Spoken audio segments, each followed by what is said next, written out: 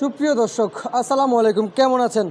ঢাকা শ্যামবাজার থেকে সরাসরি রয়েছি সাব্বির খান। দর্শক, মাসের প্রথম তারিখ আজকে 1/9/2024।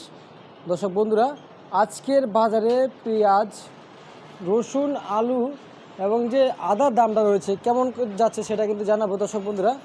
দর্শক, পেঁয়াজের বাজারে কিন্তু বেশ কিছুদিন ধরে একই আছে, তো জেনে নেওয়া যাক আজকের বাজার দর আপডেট আড়তদারের কাছ থেকে। আসসালামু আলাইকুম। ওয়ালাইকুম আসসালাম। কেমন আছেন কাকা? ইনশাল্লাহ ভালো রাখছে আল্লাহ। এই যে আজকে পেঁয়াজের বাজার বাড়তে দিকে না কমতে দিকে আছে কাকা? না, পেঁয়াজের বাজার তো আর বাড়তে হচ্ছে না, কমতে হচ্ছে না, একই প্রায় লেভেলে আছে এখন। একই প্রায় লেভেলে আছে আজকেও না? আচ্ছা আচ্ছা। না কাকা, অনেকে তো বলছিল পেঁয়াজ বাজার একটু কমতির দিকে আছে আর কি। কমতে হাটে বাজারে কোথাও কমতেছে না, মানে শ্যামবাজারে বেচা কেনা কম, মাস শেষ গেল, মানুষের একটা আলোচনা এই এলো আর কি। এমনি বেচা কেনা যা হইতেছে আচ্ছা ওই আচ্ছা। রকম বাজারই হইতেছে। আগে ওই 100 টাকা বেচতেছি, এখন 100 টাকা বেচতেছি। এই ফরিদপুরের পেঁয়াজ ফরিদপুরের পেঁয়াজ আগে 100 টাকা বিক্রি করছে। 100টার উপরে আছে, এগুলো রাজবাড়ি, পাবনা। 100 টাকার উপরে কত টাকা আছে রাজবাড়ি পাবনা? রাজবাড়িগুলো 2-4 কোয়ালিটির উপর নির্ভর করে, যেগুলো বাছাই করে এগুলো আর 100 ডালার করে পড়লো আছে 108 টাকা, 10 টাকা, এমনি 5 টাকা, 4 টাকা, 3 টাকা, 2 টাকা, মানে ওই মালটা যার যার এলাকার কোয়ালিটির উপর নির্ভর করে, কেনার উপর নির্ভর করে। আচ্ছা আচ্ছা, কোয়ালিটির উপরে বাজার ডিপেন্ড করে না? আচ্ছা আচ্ছা। আর এই যে আদা দেখতে পাচ্ছি, এটা কি আদা কাকা? এটা বার্মার আদা। কত করে বিক্রি হচ্ছে বাজার কেজি? এগুলো 120 টাকা খাইবো, 100 থেকে 120 টাকার ভিতরে খাইবো। 100 থেকে 120 টাকা পর্যন্ত ভার্মা আদা। আর এটা কি আদা কাকা? ইন্দোনেশিয়ান? না না, এর লগা ইয়ের আদা, ভিয়েতনামের আদা। ভিয়েতনামের আদা। ভিয়েতনামের আদা কত করে বিক্রি হচ্ছে? এগুলা রেট বেশি, এখন 70, 75, 72 এর মধ্যে খাইতেছে। এর ভিতরে বিক্রি হচ্ছে না? 70 থেকে 80। আর দেশি রসুন কত করে বিক্রি হচ্ছে? দেশি রসুনের বাজার হলো 180 টাকা। 180 টাকা। পাকিস্তানি পেঁয়াজের রেট কত দিচ্ছেন আজকে?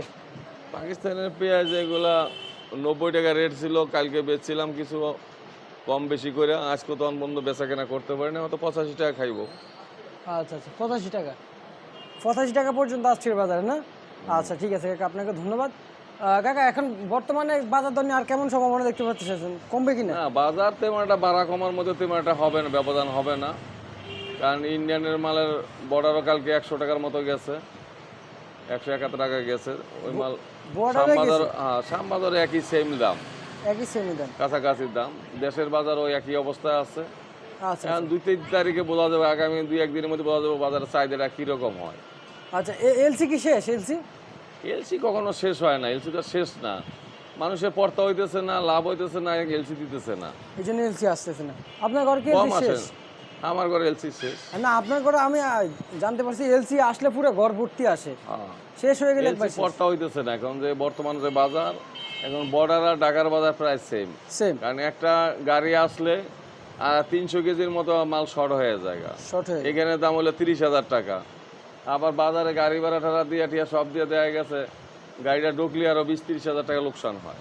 আচ্ছা আচ্ছা, বুঝতে পারছি। এই জন্য পড়তে পারতেছে না। পর্তা পড়তেছে না, যদি আবার এখানে 107-8 টাকা খাইলে এটা পর্তা হইতো। পড়তে তো। আচ্ছা ঠিক আছে, আপনাকে ইন্ডিয়ান রেট অসংখ্য বেশি ছিল। ধন্যবাদ।